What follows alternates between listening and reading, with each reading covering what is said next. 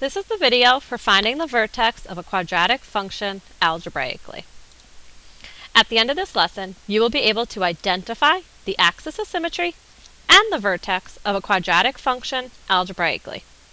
You will continue using the axis of symmetry formula and the parabola's symmetric features to find the axis of symmetry and the vertex. At the top of your page, you do have a do now here, so I'm going to ask that you pause this video and see if you can answer both of the questions for letter A and letter B. Please try to show your work in here. If you need, you can do your work on a separate sheet of paper. So please pause the video and answer A and B. Let's take a look at your answers for the do now. Letter A asks you to state the equation for the axis of symmetry. So remember, we need to use the axis of symmetry formula, which says x equals negative b over 2a. I identified my a, b, and c, plugged these values into b and a, and I evaluated. So negative 4 over 4, which is equivalent to negative 1.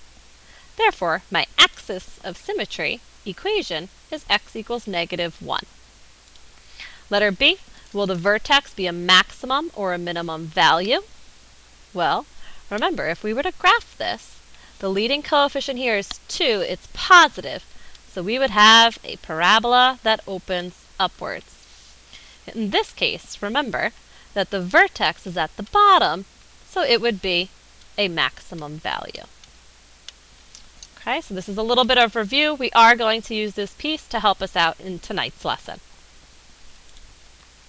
So here are the steps for finding the vertex or the turning point algebraically.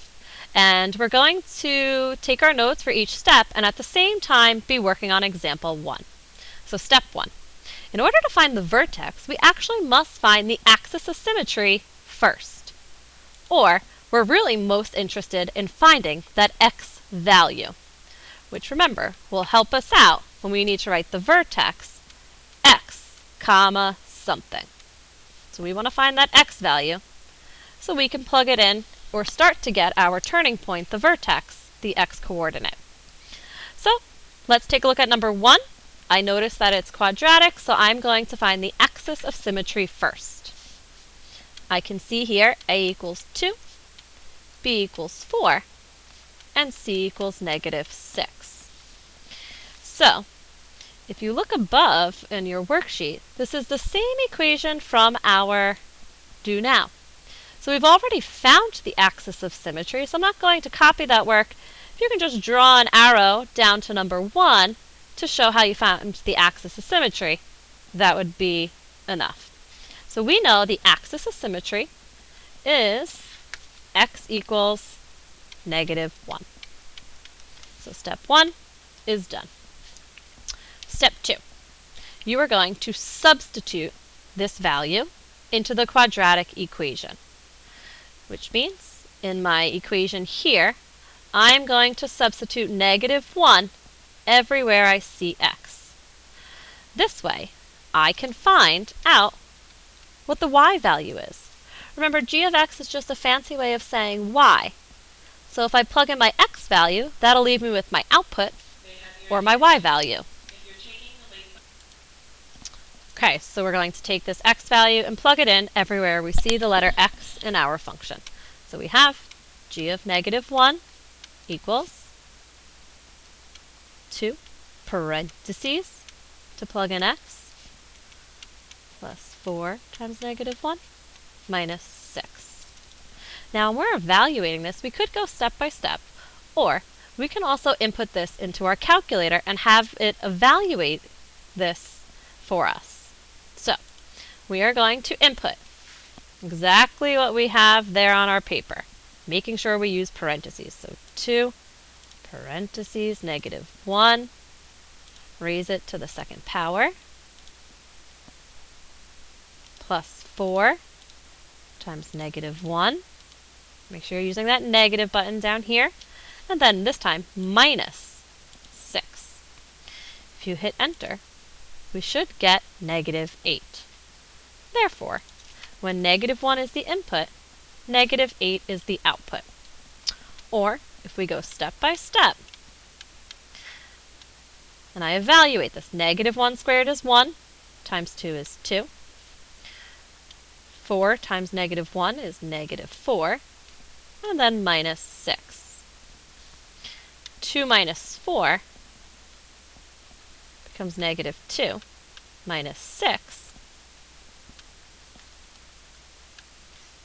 and I would still get negative 8. So when negative 1 is the input, negative 8 is your output. So we just went ahead and did step 3, which was to evaluate to find the y value. Now that we have our x value, we know the x is 1, negative 1 for the vertex, and we have our y value, or our output, negative 8. We are all set for step 4, express as an ordered pair, x comma y, which we know really stands for the vertex. So once we get down here, this will always be a little reminder that this is your x value, this is your y value, and in this case, the vertex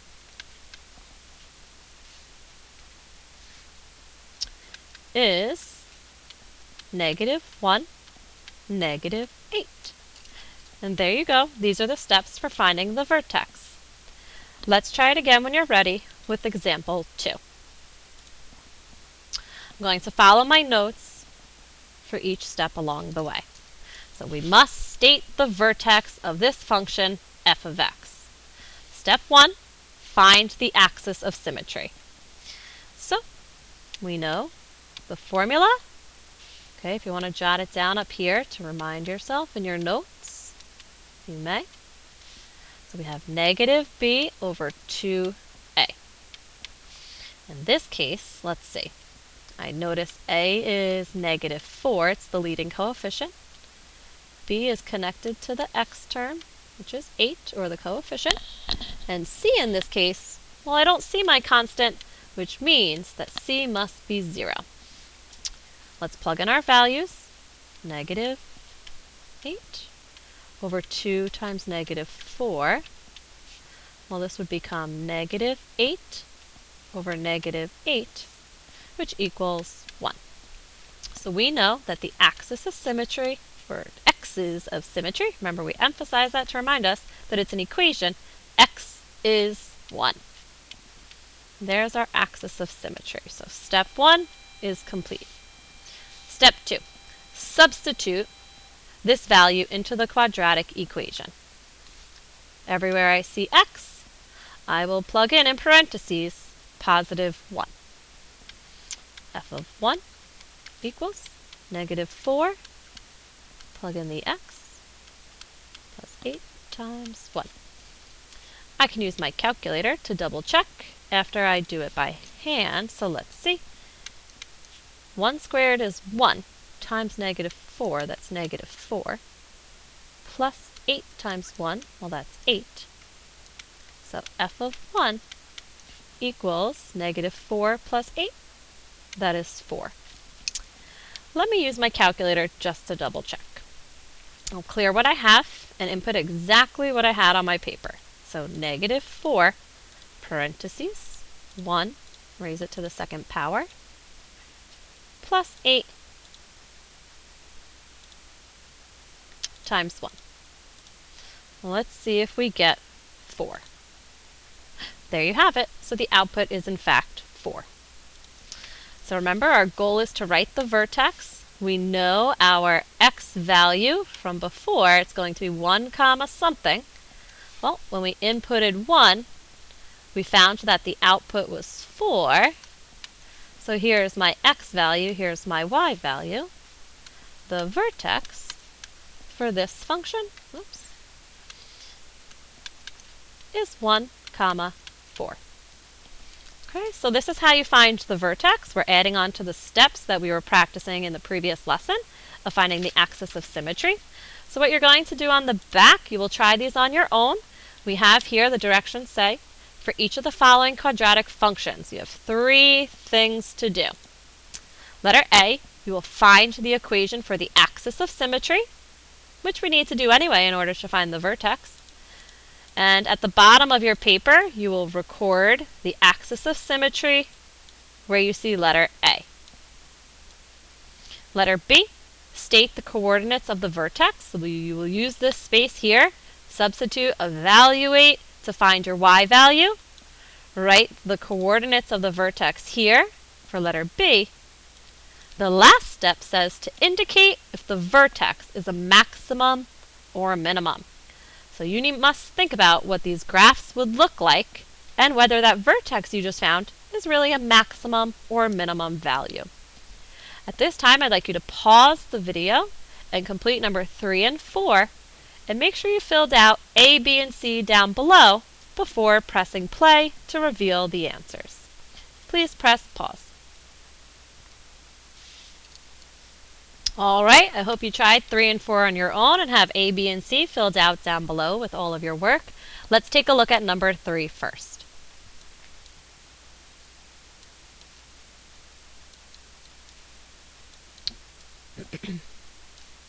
Okay, so number 3, I found the axis of symmetry by plugging in to the formula negative b over 2a, and my axis of symmetry ended up being 0. I put that on answer choice down here, letter A, x equals 0. To find my vertex, remember we take 0, the x value, and substitute it into the function and evaluate. You could use your calculator as a tool to help you out. In this case, when 0 is the input, negative 2 was the output, which means that here I have my x value and my y value for my vertex. So the vertex is 0, negative 2. To determine whether this is a maximum or a minimum, when you look at this quadratic function, do you remember if this would open upwards or downwards? The leading coefficient is positive, so it would open upwards, which means that the vertex is a minimum. Let's take a look at number 4. The axis of symmetry here ended up being x equals negative 3 when I evaluated here. When I plug in negative 3 everywhere I see x to find my y value or my output, when negative 3 is the input, negative 4 is the output. So the vertex should be negative 3, negative 4. Here's my x value, and here's my y value, my input and my output. And to determine if this vertex is a minimum or a maximum, look back at the original. I notice here that there's a leading coefficient of a positive 1, which tells us that the function or the quadratic would open upwards since it is positive, that leading coefficient, and in this case again the vertex would be a minimum. Please write down any questions or comments that you may have for the beginning of class tomorrow. Bring this worksheet with you, and have a good night. Thank you.